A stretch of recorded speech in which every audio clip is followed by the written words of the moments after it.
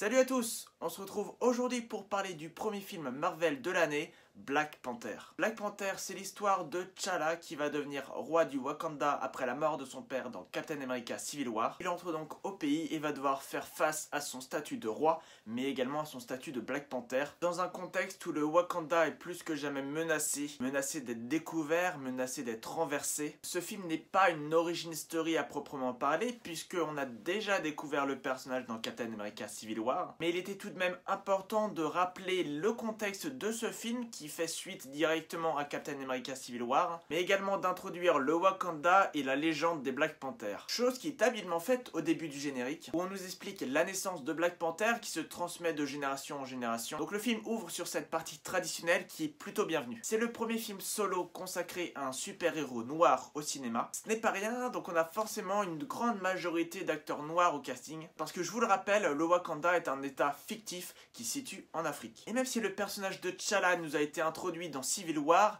on ne connaît rien de tout cet univers, parce que le Wakanda est un état caché, un état qui se montre pauvre aux yeux du monde, mais qui finalement est extrêmement riche et extrêmement avancé technologiquement. On n'y connaissait rien, donc on a beaucoup à découvrir. On découvre de nouveaux personnages, de nouveaux lieux, et j'ai vraiment eu l'impression de revenir aux premières heures du MCU, avec un film qui s'ancre dans le Marvel Cinematic Universe, mais pas énormément que ça. Il me paraît beaucoup plus stand-alone, et c'est pour ça qu'il me rappelle les premières heures du MCU, parce que même si ses premiers films, Iron Man, Captain America, Thor, évoluaient dans un monde qui se construisait, donc qui avait des liens, on devait présenter les personnages indépendamment et leur amener une vraie histoire. On a donc dans Black Panther peu de clins d'œil au Marvel Cinematic Universe. Il y en a quelques-uns, mais il y en a finalement peu par rapport aux précédents films, et vraiment je trouve que c'est une bonne chose.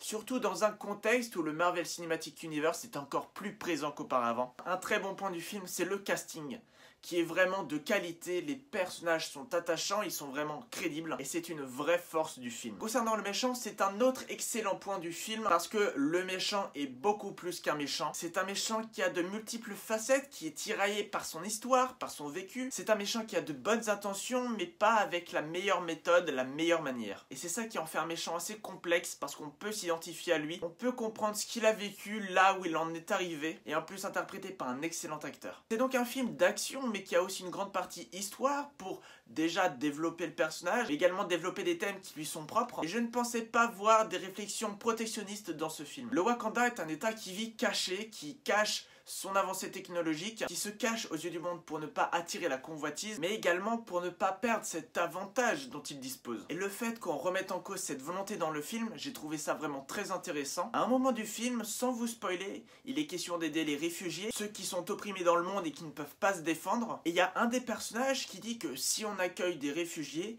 ils vont amener leurs problèmes avec eux. Et j'ai trouvé que ça collait parfaitement avec la problématique actuelle des migrants, qu'il y a plein de petits liens qui répondent comme ça à la tendance actuelle, ce qui fait que ce film, qui est une fiction, s'ancre parfaitement dans le contexte géopolitique actuel, bien au-delà d'être seulement un film de super-héros. Donc ce film est magnifique, par les thèmes qu'il porte, par l'action qu'il donne, et par tout ce qui en fait un film différent des autres films Marvel, et forcément un film plus sombre, plus engagé, qui n'est pas seulement là pour nous faire rire ou tracer le chemin pour Avengers Infinity War. J'ai néanmoins quelques petits reproches à faire à ce film. J'ai trouvé que la 3D était pas réussi. Elle était inutile, sans plus-value, même que ça assombrissait pas mal de scènes du film. Parce que toutes les scènes ne se passent pas dans un beau décor bien lumineux avec du soleil. Mais forcément, on a aussi des phases plus noires où Black Panther va attaquer dans l'ombre. Et c'est dommage, mais la 3D fait que ces scènes sont bien moins lisibles. Mais là, pas encore un spoiler parce que ça a été vu maintes et maintes fois dans la bande-annonce. Et je ne comprends pas pourquoi un pays qui est aussi avancé technologiquement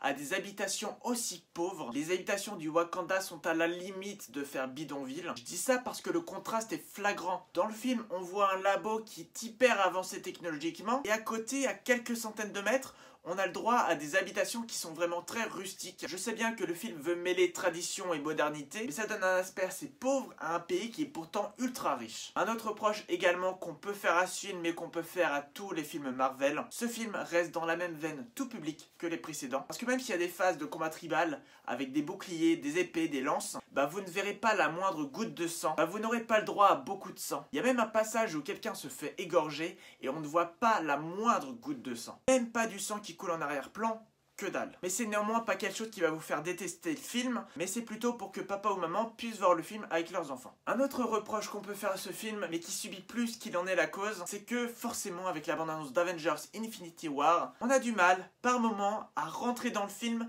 et à s'inquiéter pour les personnages. Parce qu'on les a vus dans la bande-annonce d'Avengers Infinity War, et que forcément on se doute qu'ils ne vont pas mourir. Donc même s'il y a des phases de tension, des phases de combat où ça peut finir très très mal, on se doute du dénouement et donc on s'inquiète moins. Dernier petit reproche que j'ai à faire à ce film, c'est la musique. Et là c'est possible que vous ne soyez pas d'accord avec moi, mais à part les phases africaines, les phases tribales, j'ai trouvé que la musique était pas ouf. Je m'attendais à beaucoup plus de musique R&B afro-américaine, parce que le trailer était ouf, il l'envoyait sévère. La musique du trailer est géniale, elle est intense, et malheureusement j'ai pas retrouvé cette intensité autre part qu'au Wakanda, ce qui je trouve est un petit peu dommage. Donc voilà pour ma critique de Black Panther, je vous encourage vivement à aller voir le film, parce qu'il est vraiment cool. Et même si je vous ai évoqué des reproches, c'est pas pour autant qu'il ne faut pas aller le voir. Je vous laisse là-dessus, n'hésitez pas à mettre un pouce bleu à la vidéo si elle vous a plu, n'hésitez pas également à vous abonner et à commenter cette vidéo, c'est très important. On se retrouve très vite pour de nouvelles vidéos sur le cinéma. Mais comme d'habitude, vous le savez, en attendant, portez-vous bien. Ciao. Au fait, restez bien jusqu'à la fin, il y a 2 scènes post-génériques. Ça serait con de les louper.